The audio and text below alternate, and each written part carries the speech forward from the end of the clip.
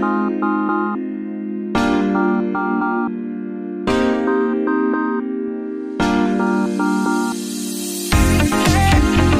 po maintindihan dito kay Mayor Isko Moreno kung bakit congressman ang congressman.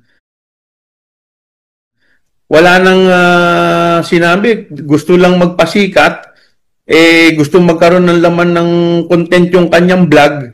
Huwag ka na bumalik! Huwag ka na bumalik! Wala nang ginawa kung hindi magko-congressman. Samantala may pamura-mura pa, ginagaya pa yung dating Pangulo. Putang ina, sipain kita na, tinatanong kita.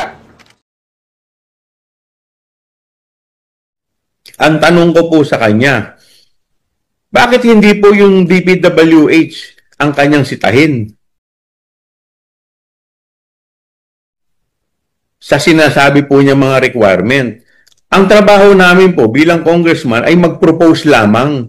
Kami po ay kung mapagbibigyan, salamat. Kung hindi po kami mapagbibigyan, wala po tayo magagawa.